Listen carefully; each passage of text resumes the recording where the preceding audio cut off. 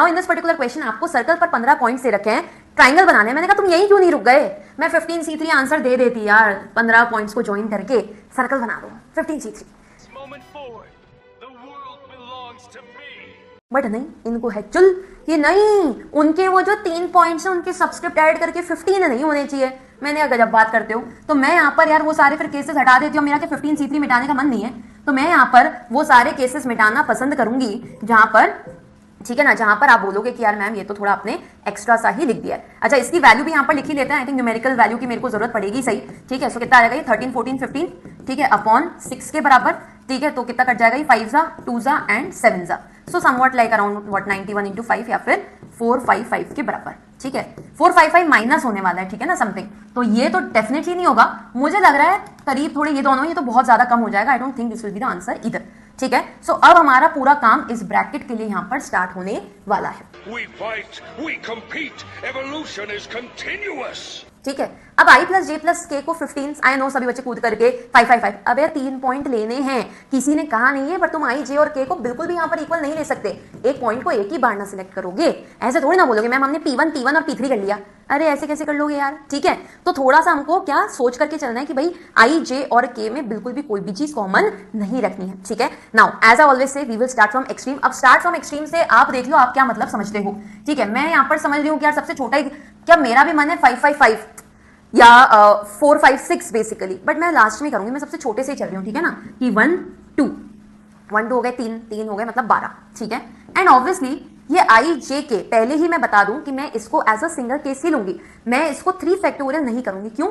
मैंने कहा pi pj pk they are 3 points, मैं एक ही बार में सेलेक्ट कर रही हूँ। आप प्लीज ये मत कहो कि मैम पहले आपने फर्स्ट किया फिर सेकंड किया फिर 12th किया, मैम इस बार आप 12th पहले कर लो फिर फर्स्ट कर लो फिर सेकंड कर लो। मैंने कहा नहीं, आई am just looking at the end result, क्या तुमने P1 P2 P12 लिया तो बात एक ही, तुमने किस ऑर्डर में लिया आई डोंट केयर। तो यहाँ पर कोई 3 फैक्टोरियल की उम्मीद मत रखना, I am just going to count the combinations, क्योंकि हमारा पूरा अप्रोच किस पर बेस्ड है, 15C3, हमने सिर्फ कॉम्बिनेशन सी यूज किया है, एनसीआर यूज किया है, 15 में से 3 दे दो, हमने सिर्फ सिलेक्शन को यहाँ पर यूज किया है। सो प्लीज यहाँ पर किसी भी तरीके का अरेंजमेंट 3 फैक्टोरियल वो सारी बकवास हमने नहीं करनी, ठीक है। सो 1 2 सबसे मिनिमम से कर लिया, ठीक है। अब इसके बाद में जैसे 1 3 लिया मैंने, तो एक एक बढ़ा रही हूँ एक एक घटा रही हूँ, अब सिंपल हिसाब है, ठीक है ना, 1 4 10, एक बढ़ाओ एक घटाओ, एक बढ़ाओ एक घटाओ, ठीक है, एक बढ़ा दो।